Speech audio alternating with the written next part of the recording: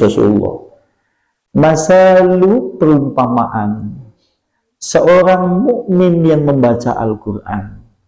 Seorang mukmin yang membaca Al-Quran.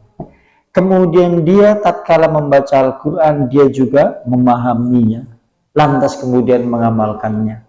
Maka dia seperti buah yang harum, rasanya manis. Itu sampai nek wong mukmin maca Quran terus kemudian mengamalkannya, dia kayak buah sing manis, mambune wangi. Masya Allah. Tapi seorang mukmin yang tidak membaca Al-Quran, tidak membaca Quran, tapi kemudian dia mengamalkan Al-Quran, maka dia seperti buah yang rasanya manis tapi tidak wangi. Perumpamaan yang berikutnya kata Rasulullah, perumpamaan orang munafik yang membaca Al-Quran, tidak mengamalkan Al-Quran. Seperti buah, orang mambu wangi, rasanya ya orang legi. Kalau anak orang munafik, orang maca Al-Quran, orang ngamalna Al-Quran, seperti buah, mambune busuk, rasanya pahit. Yang jadi pertanyaan, Rasulullah tidak memberi perumpamaan. Perumpamaan orang mukmin yang tidak membaca Al-Quran dan tidak mengamalkan Al-Quran. Orang memberi perumpamaan itu. Tapi Rasulullah memberi perumpamaan orang munafik yang tidak membaca Al-Quran dan tidak mengamalkan Al-Quran. Jadi kesinggung orang. Aku wong beriman pun. Begini kan dia. Begini kan semua itu. Aku wong beriman, Rasulullah berubah lagi. Sama begini kan kesindir. Kalau suatu saat kemudian tidak membaca Al-Quran, kan iya, Rasulullah orang nyinggung ternyata. Nek orang disinggung, sampai kelebune wong apa jajan? Mukmin itu, munafik itu, terus apa? Demi siapa ya? Rasulullah ngomong dua perumpamaan itu kok. Kalau di dalam hadis, nanti ini yang disampaikan oleh kemudian yaitu Mikdad. Lantas Mikdad kemudian berkata, kalau seandainya tiga hal itu, lantas kemudian keadaanku tidak seperti itu, kalau keadaanku di dalam kehidupan dunia tidak membaca Al-Quran, tidak menikmati sholat tahajud, tidak berpuasa di tengah hari yang sangat panas, maka aku menginginkan seperti laksana menjadi serangga yang ada di rumah saja. Kayak seakan-akan nek ora seneng di perkara ibadah-ibadah itu yang lebih apik dadi serangga sing nang umah. Serangga sing nang umah apa? Tembukur. Iya, gerengati kayak sing umah sing wis suwe. Ya, artinya dia mengatakan seperti itu apa yang dimaksud? Karena kita tahu yang namanya hewan bagaimanapun dia, bagaimana liarnya, buasnya, kecilnya, besarnya, kelak tidak dipermasalahkan oleh Allah. Yang namanya hewan-hewan kan tidak dipermasalahkan oleh Allah. Dia tidak akan dihukum apakah untuknya neraka, apakah untuknya surga. Kan tidak. Dia akan dihisap terhadap semua perbuatannya, sekalipun nanti ada kisosnya. Hewan-hewan janjinya dikisos. Tatkala kemudian di yaumil mauqif, manusia kumpul di padang mahsyar sebelum manusia melewati jembatan Sirat. Nanti manusia ditampakkan dan diperlihatkan bagaimana hewan-hewan buas dikisos oleh Allah. Harimau yang pernah menerkam rusa lantas merobek bagian lehernya dengan cakar dan giginya yang tajam. Kelak pada hari itu gantian rusa yang menerkam, merobek kemudian leher harimau. Singa yang merupakan raja hutan, dia menerjang kancil atau menerjang kijang yang kecil dengan merobek-robek bagian dagingnya. Kelak di yaumil akhirat gantian dikisos singane sing diterkam.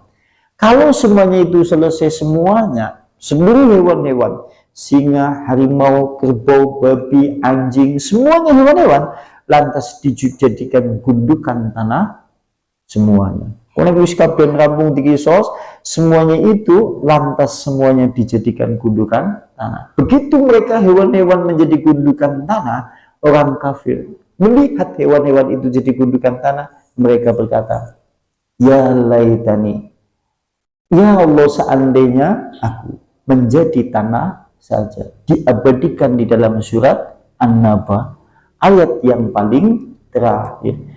Ya Allah seandainya aku menjadi tanah saja. Maksudnya wong kafir sing akeh dosane pada saat itu seakan-akan ngomong tidak pengerti di wedhus wae.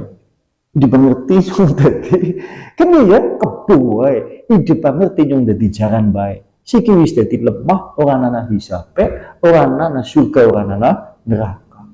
Ki ucapane wong kafir. Tatkala melihat hewan-hewan seperti itu diabadikan dalam surat An-Naba ayat yang terakhir. Wah, itu seperti itu. Makanya kemudian beliau menyebutkan seandainya tidak ada 3 hal yang aku cintai di dalam kehidupan dunia, lebih baik aku menjadi serangga saja. Segi sampean dan kita semuanya, kira-kira yang akan diseriusi dalam perkara permasalahan ibadah apa? Maca Quran belum serius, sholat tahajud ya dulu, puasa ya pot, ngaji ya izin-izinan, begitu makan ngantuk. Ini apa sih? Kira-kira kalau keadaannya kita seperti itu, malu kita. Kalau pulang kembali kepada Allah, menghadap kepada Allah, apa kita yang akan persembahkan? Kami tidak bisa membayangkan lah, tatkala nanti begitu sampai di alam yaitu alam barzah, kita akan ditanya, wama kitab buka, apa kitabmu? Kira-kira kalau suatu saat kemudian kita tidak pernah membacanya, tidak pernah mempelajarinya, bagaimana mungkin lantas kemudian kita bisa menjawab pertanyaan itu? Apa kita sampean orang tahu maca, orang tahu mempelajari, isinya be ora ngerti. Kita menjadi umat Islam hari ini sudah ada yang 40 tahun, 60 tahun, bahkan ada yang lebih. Sampai hari ini pula, isi kitabullah, kitab suci petunjuk kaum muslimin, hari ini kadang-kadang kita tidak tahu semuanya isinya apa. Sing lebih aneh maning, macane tok ora bisa. Wah, ini kan kalau suatu saat kemudian kita pulang kembali kepada Allah, pulang kembali kepada Allah, sampai ditekani malaikat mungkar dan nakir, sampai ditekani malaikat mungkar dan nakir, ditanya oleh malaikat mungkar dan nakir, "Mana kita buka? Apa kitabmu?" Mulai takon seru mending, kan siap-siap ngelawa gada, gadanya dari besi. Suatu saat kalau dihantamkan gunung-gunungnya kan hancur kok. Sampai jawabnya apa? Waduh, ya jangan seperti orang yang aneh-aneh akidahnya. Kadang-kadang kan zaman sekarang ya, iya kadang-kadang kadang-kadang ada sekelompok kaum muslimin itu sing aneh. Ana sekelompok kaum muslimin itu sing aneh. Aneh, tatkala dia kemudian hendak mau dimakamkan, dia harus menunggu gurunya. Nanti ini guru nih, begitu nanti kemudian menunggu gurunya, kain morinya ditulisi La ilaha illallah Muhammad Rasulullah. Terus ngisore Muhammad Rasulullah, ngisore mening kitabullah. Jadi neng konek ditakoni nang malaikat mungkar kami nakir dari jadi nggak mengurini sing ana tulisane. Aneh maning. Wah aneh ya. Waduh, ada lagi tokoh dari kaum muslimin yang memiliki akidah yang rusak. Seakan-akan malaikat mungkar kami nakir bisa dikerjani. Engkau nek sampean ninggal, ngone dibungkus aja nganggo kain mori sing anyar. Tapi ngone dibungkus nganggo kain mori sing bodol. Tujuan yang koneng malaikat mungkar nakir terus meliwati sampean, malaikat mungkar nakir mengira Anda itu mayit lawas. Aneh maning. Sebenarnya kan aneh, ada orang seperti itu loh. Dan seakan malaikat mungkar nakir gelewean. Ini akidah yang rusak, ada tapi ada. Aduh. Dan ada lagi, sampai kalau yang pernah mempelajari atau pernah ikut manakib Syekh Abdul Qadir Jailani. Kalau antum yang pernah ikut duduk-duduk kemudian manakib Syekh Abdul Qadir Jailani, di kitab itu juga ada yang aneh, yaitu Syekh Abdul Qadir Jailani ini tapi cerita dusta, tidak ada benarnya, mengarah kepada yaitu keyakinan yang batil. Syekh Abdul Qadir Jailani memiliki murid yang sangat bodoh, tapi bodohnya itu dia sangat taat kepada Syekh Abdul Qadir Jailani. Dheweke bodoh ning banget taat kami Syekh Abdul Qadir Jailani. Suatu saat dia meninggal. Begitu ada yang meninggal bermimpi tentang dia, tatkala dia ditanya oleh malaikat Munkar dan Nakir, "Man rabbuka?" Siapa Tuhanmu? Dia jawab, "Syekh Abdul Qadir Jailani." "Wah, nabiuka?" Siapa nabimu? "Syekh Abdul Qadir Jailani." Wah, kita buka, Syekh Abdul Qadir Jailani. Jerene terus kemudian malaikat hendak menghantamnya dengan gadanya. Tapi lantas kemudian didatangi oleh Syekh Abdul Qadir Jailani. Malaikat itu dibentak oleh Syekh Abdul Qadir Jailani sehingga malaikat itu takut. Waneh maning cerita yang kemudian ini kan akidah yang menyesatkan atau akidah yang tidak benar, yang akhirnya kemudian rancu di dalam perkara permasalahan akidah Islamiyah. Yang namanya malaikat orang bisa ngugelewan seperti itu. Kan banyak yang memiliki akidah-akidah seperti itu. Contohnya orang-orang yang memiliki pemahaman terhadap permasalahan dunia kewalian. Wali kan nang dunia wali nang Indonesia nang jenengane wali majdub. Jenengan kok dibikin nang HP. Jenengan tulisi nang judul YouTube tulis bae wali majdub. Nanti jenengan akan disuguhi beberapa video yang menampilkan 7 wali majdub di Indonesia, 9 wali majdub di Indonesia. Jenengan lihat yang mereka anggap wali. Salah satu di antara mereka yang dianggap wali, anak sing jenengane Gus Jafar. Jenengan lihat, anak jenengane Gus Jafar, dia dianggap wali. Tapi anehnya, orang tahu ngau kelambi. Kalaupun menggunakan pakaian, dia menggunakan pakaian berwarna merah, singletan, nganggo katok pendek terus. Rambutnya dawan ini aku. Sininya tipis. Nek lagi Jumatan, dia di pasar, duduk-duduk sambil kemudian ngopi, sambil kemudian rokokan. Kalau orang sedang sholat jamaah, dia paling-paling di tengah jalan duduk-duduk. Orang-orang tatkala melihat seperti itu, kenapa dia tidak sholat? Kemudian orang berkata, oh, dia tingkatannya wali majdub. Boleh jadi dia nampak sedang ngopi sambil rokokan, tapi sebetulnya dia sedang bersujud di sisi Allah Subhanahu wa Ta'ala. Wow, ini kan aneh. Jadi wali majdub. Coba bayangkan, kalau orang-orang seperti itu nanti meninggal, kuburannya kayak apa? Wah, dipuja-puja. Kayaknya wis duwe wong sing nyekeli kunci kuburan gue mulai cerita aneh-aneh. Aku semalam bermimpi dia bertemu dengan malaikat Munkar dan Nakir. Malaikat tidak berani bertanya kepada dia. Waduh, akhirnya kemudian cerita itu berkembang. Padahal itu semuanya cerita dusta. Tujuannya apa? Untuk meramaikan kuburan yang dianggap wali itu, supaya laris dagangannya kuburannya. Kan seperti itu ya.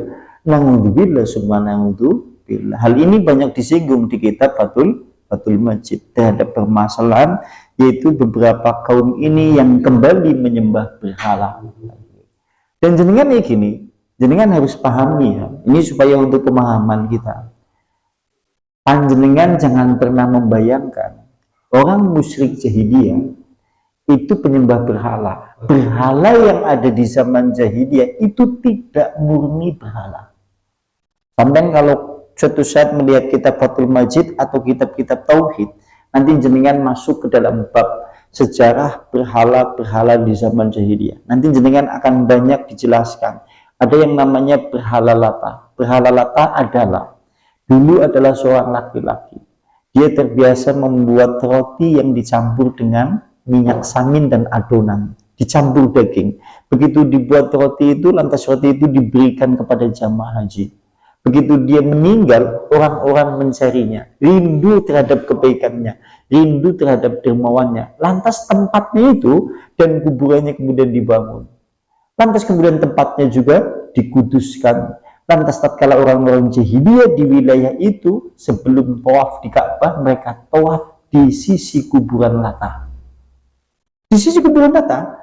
Lantas kemudian mereka tidak pernah langsung meminta kepada Lata, ya Lata, tidak aku seperti tidak. Tapi maksudnya adalah mengambil perantara antara dirinya dengan Allah melalui kedermawan kesolehan Lata. Ana mening berhala Uzza. Berhala Uzza wujudnya pohon bercabang 3. Dhuwure ana umahe, terus ana juru kuncine, dukune wedon, rambute dawa, dirembyak mengarep kabeh. Pernah suatu saat Khalid bin Abu Walid diperintah nang Nabi tatkala Fatul Mekah untuk menebang pohon Uzza yang diberhalakan oleh bangsa jahiliyah. Lantas kemudian pada saat di tempat itu kemudian ditebang pohonnya. Tebang pohonnya. Begitu ditebang pohonnya semuanya dihancurkan. Begitu dihancurkan kembali kepada Rasulullah. Begitu kembali kepada Rasulullah, terus Rasulullah berkata kepada Khalid bin Abdul Walid, kamu belum menghancurkan Uzza. Lantas kemudian Khalid bin Abdul Walid berpikir, bukankah aku telah menebang pohon itu?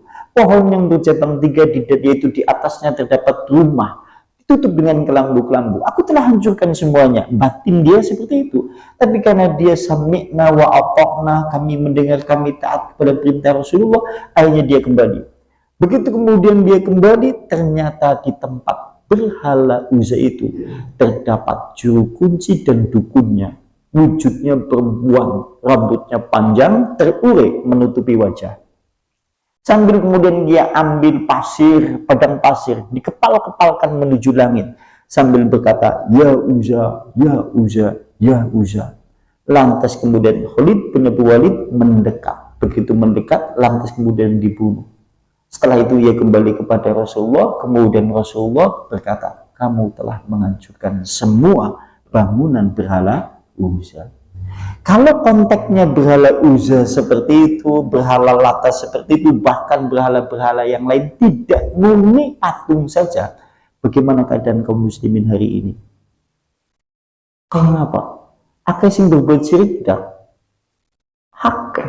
Orang umum zaman sekarang itu pemahaman syiriknya nek ana wong sujud kambiwit. Ana wong sujud kambiwit nembe wong umum ngomong kayak berbuat syirik. Ana wong nyujuti jaluk mengwatu, ya watu aku jaluk ye, ya watu aku jaluk ini, nembe ana wong ngomong syirik. Padahal konteks orang musyrik jahiliyah, tatkala berbuat syirik, Anda tidak pernah akan mendapatkan orang syirik jahiliyah sujud kepada berhala, tidak pernah. Nek zaman siki ana wong sujud kepada selain Allah, ngungkuli syirik wong jahiliyah. Kalau hari ini ada orang yang meminta kepada selain Allah langsung ngungkuli syirik wong jahiliyah. Contohnya wong jaluk nomor menggenderwo. Kasihan. Atau jaluk nomor mengumah kosong, gawa pulpen, sogi kertas putih, wong gandeng pikirane wis nomor kabeh. Digledakna puasane mutih telung dina, ngene ngledakna ana dongane. Sing digumuli kok ana dongane bismillahirrahmanirrahim gumun kadang. Nawa itu niat ingsun ngledakna pulpen. Tujuannya apa? Men engko digledakna ditinggal ngesuk ditindiki maning jerene nang jine engko wis ditulis nomor. Ning wong gandeng wong wis pikirane nomor kabeh. Begitu esuk-esuk nindiki, wah kayak ngangka kabeh. Ini orang begitu jelas 3781. Begitu di toko, ya orang undi. Kok gumulnya orang kapok isi kok tuku nih. Kalau yang seperti ini ngungkuli syirik wong jahiliyah, kenapa? Dia langsung meminta kepada selain Allah. Orang musyrik jahiliyah tidak ada satupun yang mereka langsung meminta kepada berhala Lata, Uzza, Manat dan yang lain. Kalau kita berbicara masalah di dalam kajian tauhid seperti itu, di antaranya itulah. Mungkin ada yang mau ditanyakan, tafadhol, silakan. Kenapa? Oh, iya gitu hati. Ya enggak sih. Ya, ya gimana ya? Apakah sholat Nabi sebelum Nabi Muhammad sama dengan Nabi Muhammad? Iya. Jadi yang perlu kita pahami bahwa apakah kaum sebelum Nabi kita, risalah Islam seperti sholatnya Nabi Ibrahim, sholatnya Nabi Ismail, apakah sama sholatnya dengan kita? Maka kalau mereka kemudian disuruh sholat, maka iya. Contohnya dalam kasus peristiwa Isra dan Mi'raj. Tatkala Rasul turun dari langit, kemudian ketemu Musa, Musa terus ngomong, "Ana jadi keringanan mengallah. Wong saya saja bersama umatku diwajibkan sholat 50 waktu." Ini menunjukkan bahwa umat terdahulu juga diwajibkan sholat. Cuma kalau terkait masalah apakah aplikasi sholatnya seperti kemudian yang dilaksanakan seperti Nabi, kalau seandainya Nabi Ibrahim, Nabi Ismail, ya sama seperti sholatnya Nabi. Tapi kalau keterangan terhadap sholat seperti sholatnya Nabi Musa bersama umatnya, saya tidak begitu tahu terhadap permasalahan itu. Sing saya tahu yaitu sholatnya Nabi Ibrahim, Nabi Ismail itu sama, karena risalah Nabi kita mengambil risalah dari bapak moyangnya, di antaranya moyangnya adalah Ibrahim dan Ismail. Tapi kalau sholat Nabi-Nabi yang lain, saya tidak tahu apakah itu sama dengan sholat kita ataukah tidak. Wallahu a'lam bishawab. Saya juga belum pernah mendapatkan yang mengarah kepada kisah-kisah sholat mereka seperti sholat kita. Saya juga tidak pernah mendapati di kitab-kitab. Saya pernah berusaha mencari hal itu tapi tidak ketemu. Saya pernah kemudian beli kitab judulnya Bidayatu wan Nihayah, penulisnya Ibnu Katsir. Itu membicarakan masalah Nabi Adam mulai dari keturunannya sampai hari kiamat. Di kitab itu kami tidak menemukan juga. Di kitab Qisatul Anbiya, kisah-kisah Nabi juga tidak. Makanya saya tidak bisa menjawab itu. Saya tidak tahu terkait masalah itu. Tapi kalau sholatnya Nabi Ibrahim Ismail sama seperti itu. Seperti itu. Sing beda dewek. Mereka sholatnya suwe-suwe, dewek cepet banget.